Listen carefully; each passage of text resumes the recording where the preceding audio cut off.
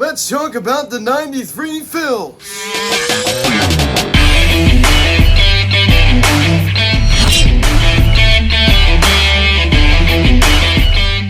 Yo, what is going on, everybody? Welcome to Phillies Media, and today we're going to be talking about the 1993 Phillies team and what made it so special. Now, guys, before we get into this video, please subscribe if you have not yet.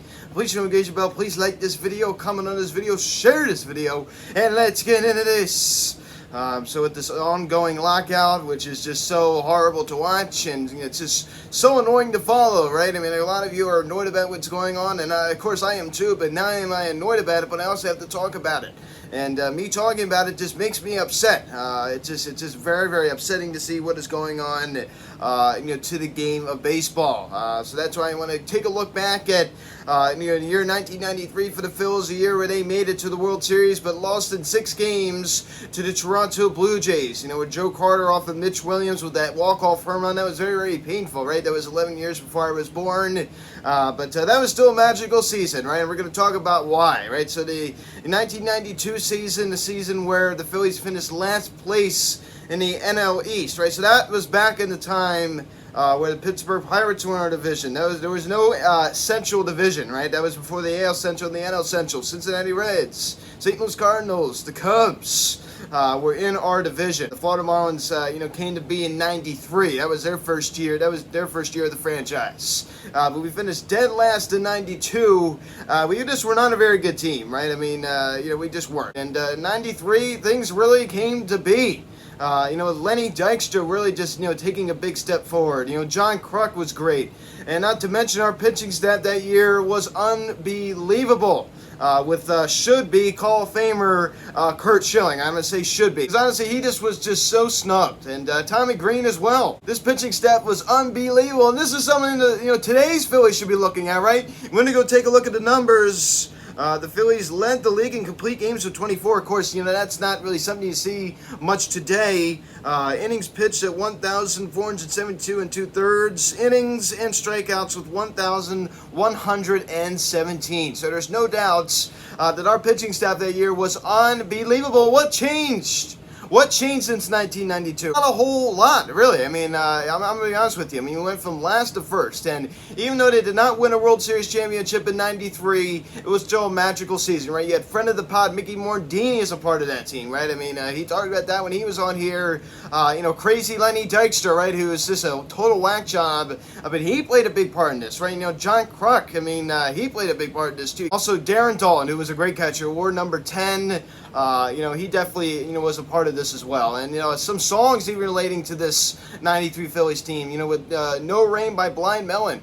A song that if you went to the vet in '93 during that Phillies season, you couldn't stop hearing that song. And that was the '93 Phillies. No Rain by Blind Melon. That was the 1993 Phillies theme song, in my opinion, right? I mean, that was a song that just really, I think, is embedded. I mean, my parents, that was the year my parents got married in '93, and they remember going to a lot of games.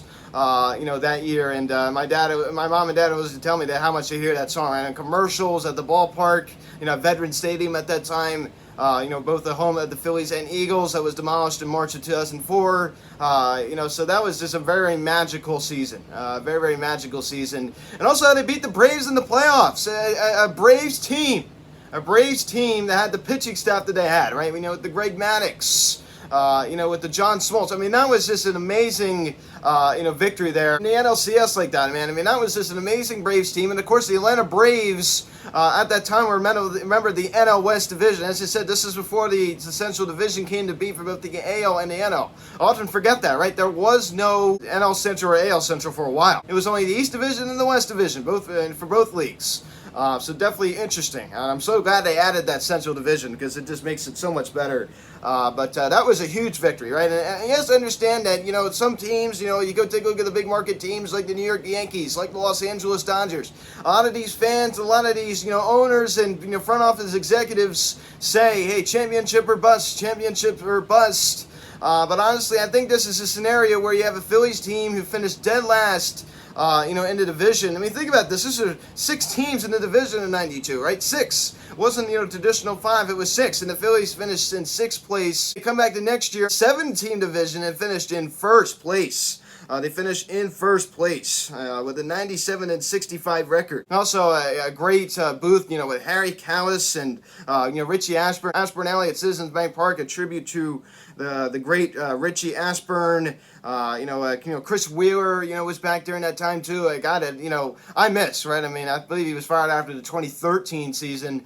Chris Wheeler, definitely a nice voice to hear in the Phillies booth. Also, Dave Holland's a guy that kind of went under the radar at the 93 Phillies team, right? I mean, a guy that really wasn't, talked much about. I think if you think of the 93 Phillies team, I think you think of guys like John Kruk and especially, the whack job Lenny Dykstra, right? That guy was just absolutely crazy. Say what you want about him, but he was great. Not only they were great, with the pitching staff, but what they loaded offensive categories was very, very impressive as well. As you go take a look at some of these categories, they led the NL in at-bats with 5,685. They scored 877 runs, 1,555 hits. They hit 297 doubles and walked 665 times. They also had an on-base percentage of .351 as a team. Really isn't that bad. I mean, that's not bad at all. As a team collectively, I mean, that's not bad. Of course, if that's just one individual player, it's okay. But for a team to have that, that's not terrible. Especially back in '93 when the game was a little bit different. It was a little bit different. And you want to go see how great Lenny Dykstra was. Back in 1993, Lenny Dykstra, a .305 average. Led the league in hits with 194. Scored 143 runs, which also led all of Major League Baseball. So this guy was a big part as to why we even made it to the playoffs, and especially, of course, leading it to the World Series. Of course, we did lose. And another name you never hear about is Pete Incaviglia, who hit 24 home runs quietly out in left field. He definitely played a part in this as well. Drove in 89 runs, 368 at bats. That definitely was, something great as well. Of course, in the 90s, you had, the steroid users, McGuire, Sosa, Bonds that were really jacking up the home runs. But honestly, not as many home runs were hit back then. Not as many home runs were hit back then. It wasn't as common, let's say for an outfielder to slug 20 home runs. It wasn't as common back in 1993. I don't think that'd be as special nowadays, but back then it was very, very special. And even Darren Daulton. As I said, a guy who does wear number 10, the number that JT Muto wears now, back behind the plate. I mean, he was great. I mean, he definitely was one of the best catchers in baseball during his time. Another guy that hit 24 home runs behind the plate, 105 RBIs. 105 RBIs for a catcher. That's very, very good. The Phillies just were good all the way around. They were. They were just good all the way around. And even with John and Kruk, 316 average, 8 points higher than Lenny Dykstra's average at 308. John Kruk, hitting 16 home runs over at first base. And not to mention his on-the-field ability, but also I think he was a great guy off the field, too. Helped the guys have fun more. I just think that was just a good team. As I said, man, I mean, they really were ranking up the RBIs. Dave Hollins with 93 ribbies that year. They just worked collectively all around, just a very good team. And I can't believe it. I mean, 92 in last place. And not even close to even making the playoffs. And then the next year they come back and win 97 games. In 1992, 70-92. Disaster. So they only won 70 games the year before. They come back and the next year, and then they win 27 more games. I just think they got a lot better. I just think that, another year of experience for these guys, because this was relatively a young team, for the most part. This was a team that was still, coming together a little bit. They just found their way, man. They just found their way. Something clicked. Something definitely clicked in them, and it brought them all the way to the World Series. And it's a shame. The 93 Phillies are an example of a team that, hey, you lost. But it's amazing you made it that far. And I think some of the other teams, as much as we can't stand the New York Mets, I think the 2015 Mets are kind of like that too. Look what they did in 2014, then they come back in 2015, and they lose in 5 games to Kansas City Royals. They did not win the World Series, but at least they made it.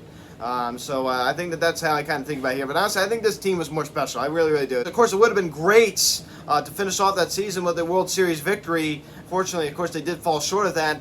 But just getting there and having that experience against a really good Blue Jays team was just great. It wasn't like they just got swept in 4 games. I mean, they battled the 6 games. It was a close one. Of course, Mitch Williams, the Wild Thing, right? That theme song. That was his theme song, his entry song.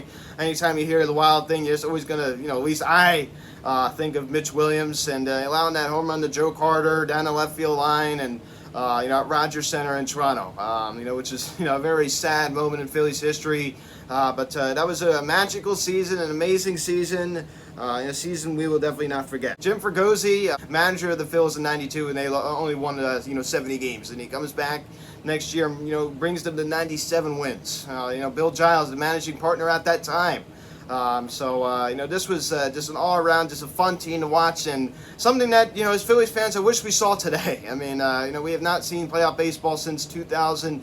I think something that, it's very interesting about this team, a lot of these guys, I'm not going to say, all of them, were not homegrown talent, and that is interesting. Of course, it kind of goes against what I've been arguing for a while, that the Phillies do need homegrown talent, which is true, but it gives me hope because look at the current state of this team right now. With Vermuto, Harper, Zach Wheeler, all these guys, Gene Segura, all of our, some of our best players who did not, develop in the Phillies organization.